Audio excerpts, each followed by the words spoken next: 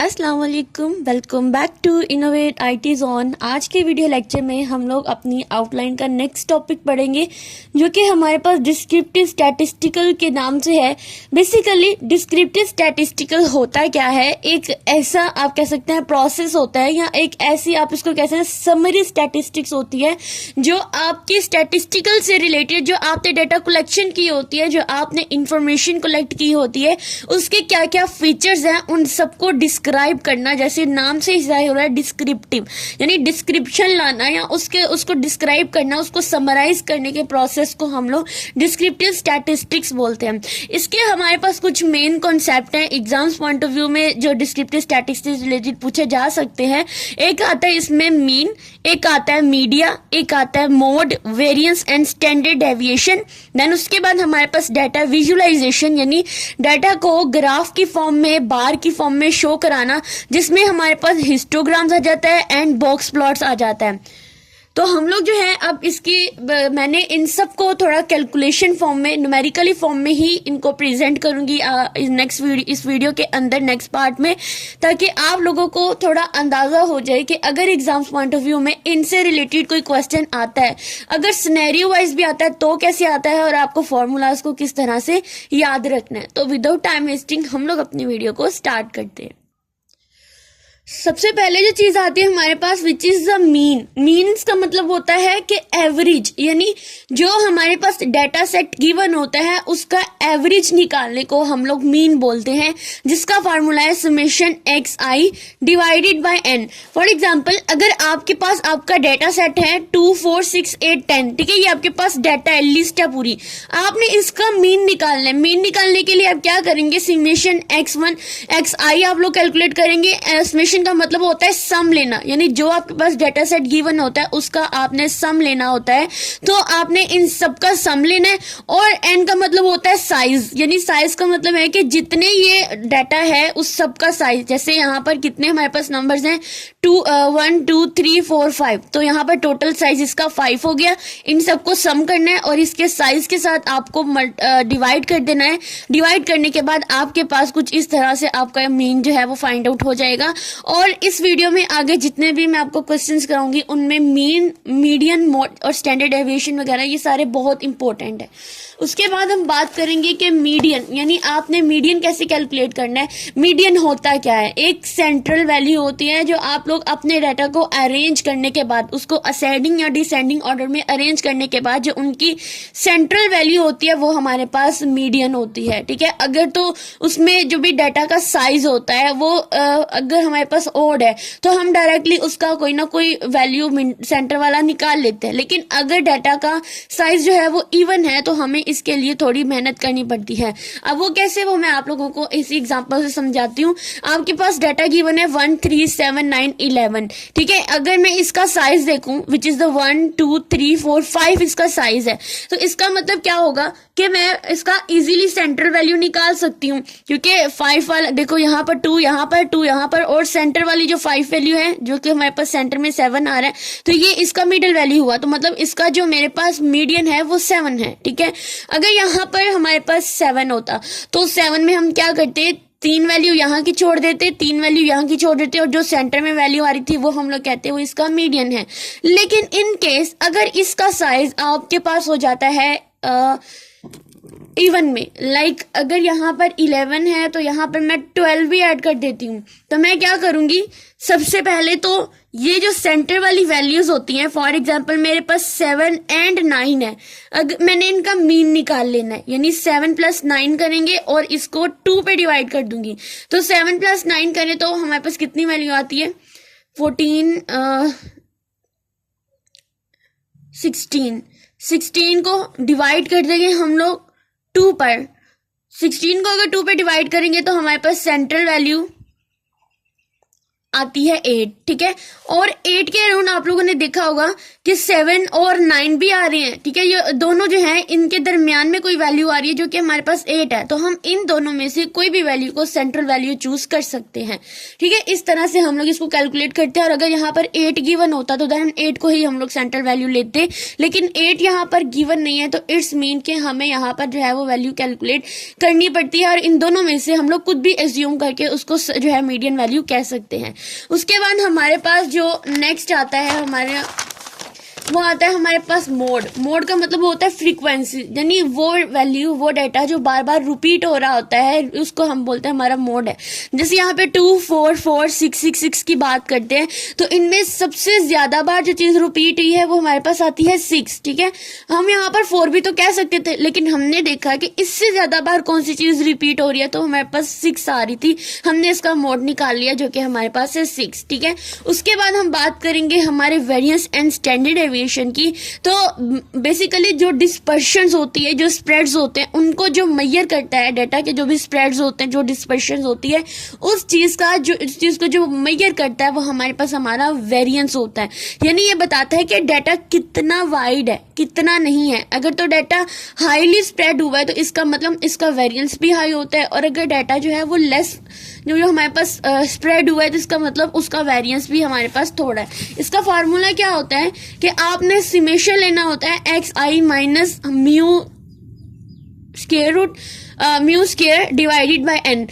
यहाँ पर जो चीज हमें फाइंड आउट करनी होती है, सबसे पहले तो हमारे पास डेटा पॉइंट्स होने चाहिए, उसके बाद हमने उनका मीन निकालना है, और हमारे पास जो है उसका साइज होना चाहिए। जैसे हमारे पास एक छोटा सा डाटा है 1 3 एंड 5, इसका सबसे पहले हमें मीन निकालना है जो कि मेरे पास आ जाएगा 3, यानी इन सबको ऐड करके इनके साइज पर डिवाइड कर देंगे। और दूसरा इसका साइज मेरे पास आ चुका है जो कि मेरे पास आ रहा है 3। एंड अगर मैं इसको फार्मूला में पुट करती हूँ तो सबसे पहले देखिए यहाँ पर xi लिखा हुआ है, यानी हर डाटा पॉइंट के लिए मुझे अलग अलग पहले उनका वैल्यू फाइंड आउट करनी है, और उसके बाद मुझे इसका समेशन ले लेना है। लाइक देखिए यहाँ पर आ रहा है 1 माइनस 3, यानी सबसे पहला डाटा पॉइंट था 1, और इसको म्यू के साथ माइनस करके इसका मैंने स्क्वायर ले लेना है।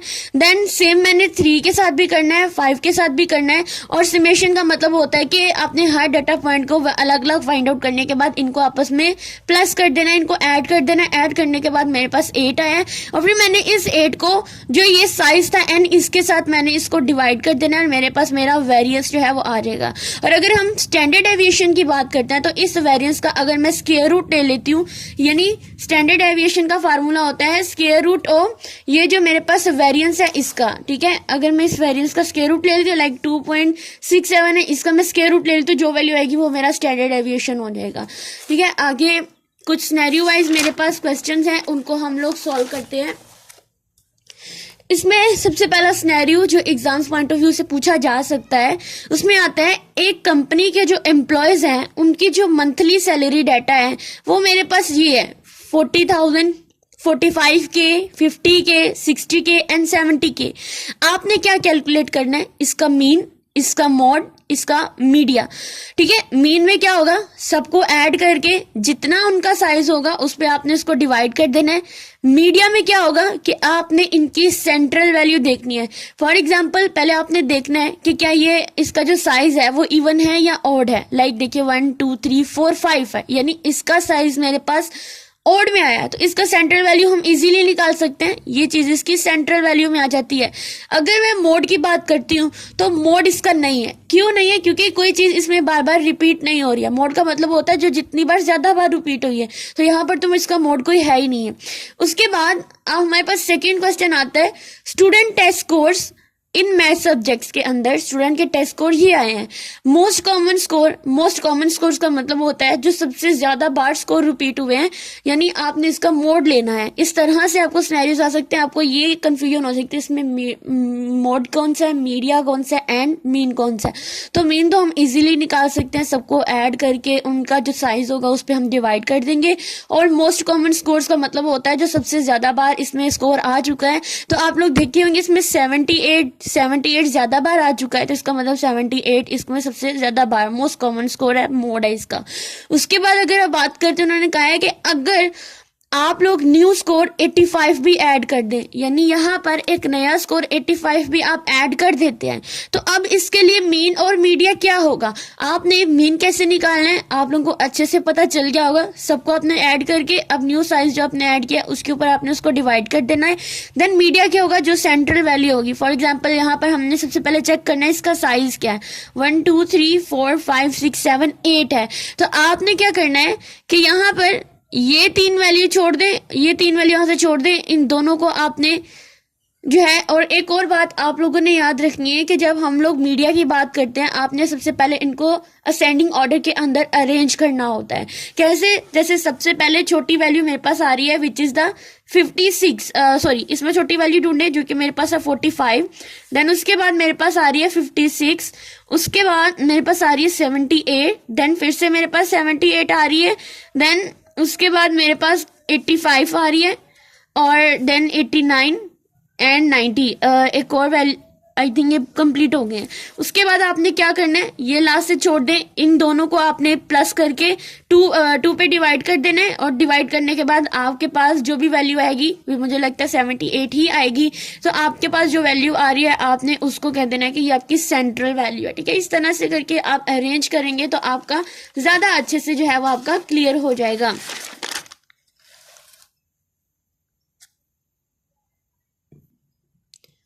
उसके बाद मेरे पास नेक्स्ट क्वेश्चन है, start of the project completion time in days. Project के कंप्लीशन टाइम जो है वो आपको गिवन है ये वाले डेज में। आपने इसका वेरिएंस कैलकुलेट करना है और आपने इसका स्टैंडर्ड डेविएशन कैलकुलेट करना है।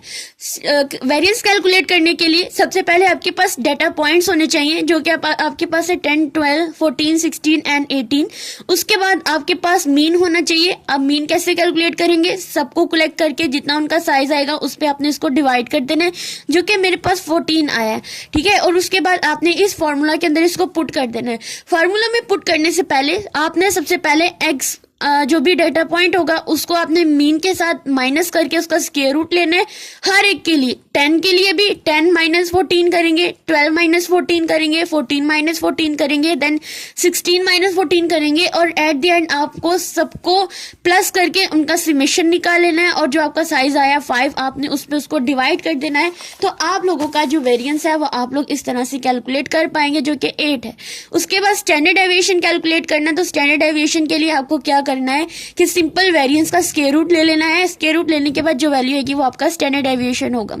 अब आप लोगों के लिए एक क्वेश्चन है नेक्स्ट वाला जिसमें कह रहे हैं कि अब फैक्ट्री प्रोडक्शन डाटा 7 डेज का उन्होंने फैक्ट्री प्रोडक्शन डाटा दिया जो कि 200 250 210 240 220 260 एंड 230।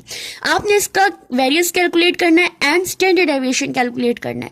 ये बात तो आपको अब तक क्लियर होगी कि वेरिएंस एंड स्टैंडर्ड डेविएशन आपने कैसे कैलकुलेट करना है।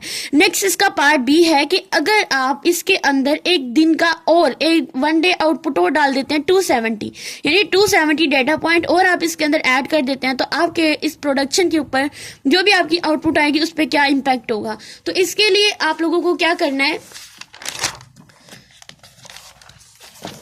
यहाँ पर मैंने आप लोगों को कैलकुलेट करके दिखा दिया पार्ट ए का कि आपने इसका वेरिएंस एंड स्टैंडर्ड डेविएशन कैसे निकालना है। सबसे पहले मीन निकालें, हर डेटा पॉइंट के साथ आप उसको माइनस करके स्क्वायर रूट लें, देन इसके बाद आपने इन सबका समेशन लेके उनके साइज पे आपने इसको डिवाइड कर देना है, और उसके बाद आपने स्टैंडर्ड डेविएशन जो है वो कैलकुलेट कर लेना है। अगर आप यहाँ पर 270 ऐड करते हैं, यानी यहाँ पर आप 270 ऐड करते हैं, अब की बार आपका स्टैंडर्ड डेविएशन एंड आपका वेरिएंस क्या होगा, इट्स अप टू यू। ये आपने खुद फाइंड आउट करना है एंड मुझे कमेंट सेक्शन में बताना है कि क्या आपकी आउटपुट मेरी आउटपुट के साथ मैच होती है या नहीं। ठीक है, ये क्वेश्चन मैंने, ये पार्ट जो है वो मैंने आप लोगों के लिए प्रैक्टिस के लिए छोड़ दिया है। देन उसके बाद हमारे जो डिस्क्रिप्टिव स्टैटिस्टिक्स में एक और पार्ट आता है जो कि डाटा विजुअलाइजेशन का होता है, और इसमें हम लोग जो है अभी डिस्कस करेंगे हिस्टोग्राम के बारे में। हिस्टोग्राम में क्या होता है कि हम लोग एक बार चार्ट बनाते हैं और उस बार के थ्रू हम लोग देखते हैं कि किसकी फ्रीक्वेंसी सबसे ज्यादा हाई है, कौन मैक्सिमम पॉइंट पे है, है कौन नहीं। यहाँ पर एक सिनेरियो गिवन है, एक सर्वे है जो कि कंटेन कर रहा है डाटा ऑफ 100 पीपल, 100 लोगों का डाटा है उसके पास, और हर एक का एज ग्रुप है। एज ग्रुप हमारे पास है 18 to 25 के जो एज के लोग हैं उनमें 30 लोग आते हैं, 26 से 35 के जो एज के लोग हैं उनमें 40 लोग आते हैं, 36 से 45 में 20 पीपल आते हैं, 46 to 55 की एज में आपके पास 10 पीपल आते हैं। ठीक है, उसके बाद आपने सबसे पहले आपको जो पार्ट है उसमें आता है फ्रीक्वेंसी डिस्ट्रीब्यूशन ऑफ हिस्टोग्राम। आपने फ्रीक्वेंसी डिस्ट्रीब्यूशन टेबल का यूज करते हुए अपने हिस्टोग्राम को बनाना है। ठीक है, यहाँ पर है to create a histogram the frequency distribution data into the interval. Interval को हम बोलेंगे as group and with respect to their counts, यानी फ्रीक्वेंसीज जितने लोग आ रहे हैं वो। तो मैंने इसको फ्रीक्वेंसी डिस्ट्रीब्यूशन टेबल के अंदर जो है वो कन्वर्ट कर दिया है।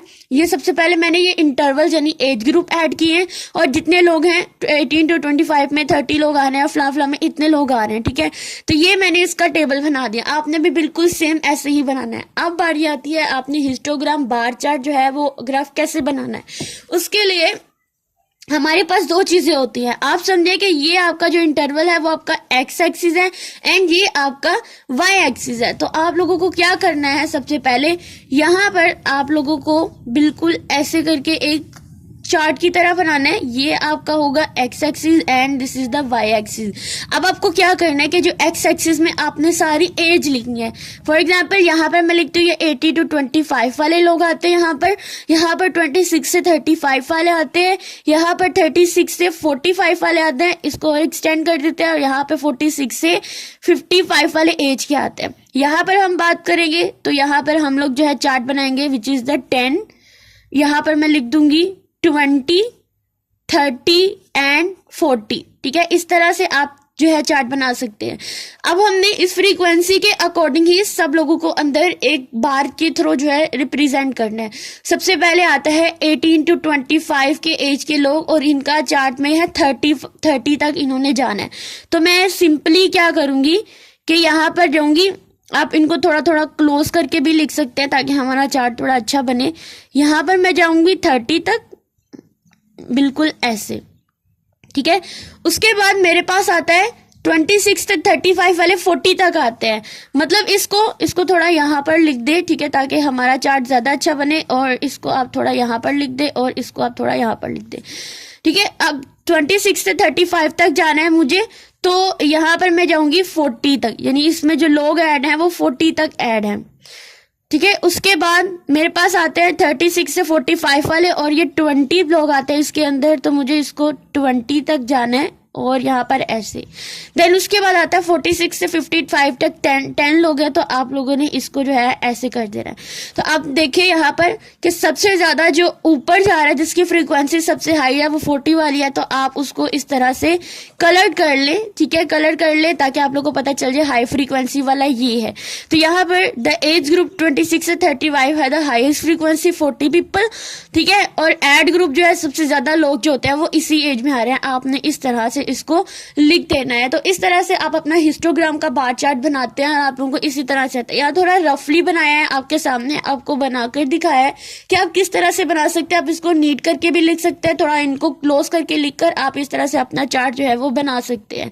तो ये थी आज की वीडियो जिसपे मैंने आपको डिस्क्रिप्टिव स्टैटिस्टिक्स के अंदर जो भी सब टॉपिक्स आते हैं वो मैंने आपको क्लियर करा दिया है। अब नेक्स्ट टॉपिक के अंदर हम लोग अपनी मशीन लर्निंग और उससे रिलेटेड एग्जाम्स में क्या क्या क्वेश्चन आ सकते हैं उसको डिस्कस करेंगे। वीडियो अच्छी लगी हो तो वीडियो को आपने लाइक करना है और चैनल को भी सब्सक्राइब करना है।